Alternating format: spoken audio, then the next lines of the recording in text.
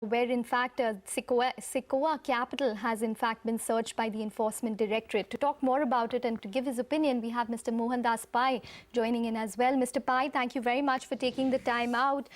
First, wanted your thoughts on the overall news that Sequoia Capital has in fact been searched by the Enforcement Directorate, and this is with relation to the Maxis scam. Your thoughts first, sir. Well, my first thought is that maybe enforcement directors should issue a notice and ask for information from Sequoia instead of going for a raid.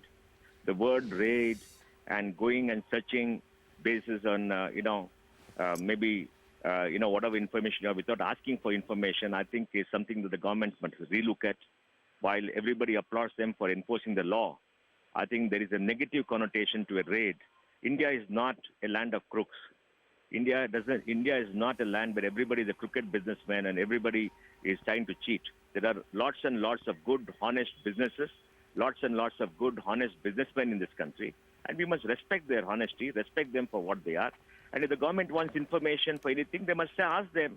I'm sure all of them will give you information. They've got structures, they've got processes, they've got governance, they've built up their reputation. Instead of going for a raid, unless you have evidence that people will destroy evidence and they will not give you information, etc., etc. So I think, I feel a bit sad that the way things are happening right now. I respect the government's right to enforce the law. Law enforcement agencies have to do it. But in this country, we have this kind of a deep-rooted tradition of people going for raids. Just the other day, I was talking to a friend of mine who's a chartered accountant in Bangalore, and he told me of a raid by one particular department of the government where the people are going on the raid beat that businessman with a shoe. And I was shocked. And I heard of so many raids where people go and, make unnecessary demands and they negotiate and do many things. So I think we need a better process. And the best process will be for a agency to go to a court, get a court order and go for a raid and do it in a proper manner as per the law. But first give notice to firms where you are reasonable proof they're not going to burn evidence, or you are nothing. You are no documents to say or evidence to say that they're going to burn evidence or destroy evidence or whatever it is. Sure, fair enough, sir. Do you think that with recent examples with regards to how the whole Vijay Mallya case has been treated, plus now with regards to Sequoia Capital and what we're hearing, there's just this fear which might have come in terms of, say, FDI, FII investment into India, and similarly even maybe domestic investment? Businessmen are scared of this kind of targeting, and hence we might see some amount of curtailment of investment?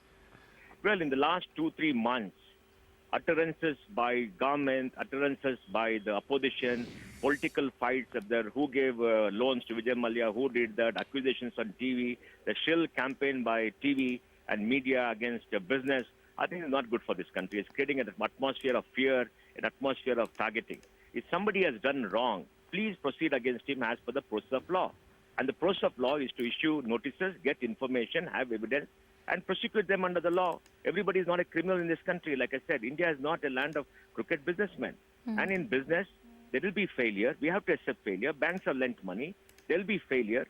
And there must be a process. In Vijay Mallya's case, the DRT, Debt Recovery Tribunal, has not given a decision since 2013.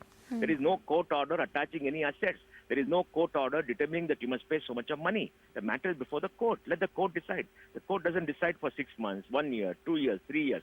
And then you have a media campaign. You go on TV and lambast everybody, say that this money has been taken from the mouths of the poor, which is not. Banking is a business where you pool risk. Banks lose money. They charge you a premium for the risk. And the loss is against the risk. Sometimes it goes higher. We need to understand banking. Deposits, the money has not been taken from some poor person's deposits and somebody's run away. That is not correct.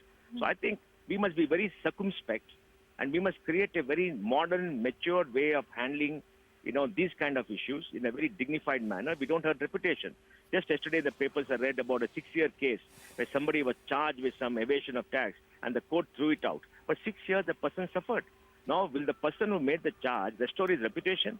People's reputations are lost. People's goodwill is lost. People's lives are destroyed because there's not much evidence. And in India, we know the track record of many of these agencies goes on and on and on. We have to improve the process of intelligence gathering, getting data, making proper cases, getting information. I think unless you do all this, just making a raid and carry on and do this and all that, I really don't know. I'm feeling very, very disappointed at this kind of a trend. Okay, fair enough. Mr. Pai, your thoughts are taken into consideration. Thank you very much for joining in and giving us your opinion on what's taken place. So Sequoia Capital, just to recap, has in fact been searched by the Enforcement Directorate, we understand, and those we have some statements coming in from Sequoia Capital which are flashing on your screen as well. This relates to the SL Maxis scam.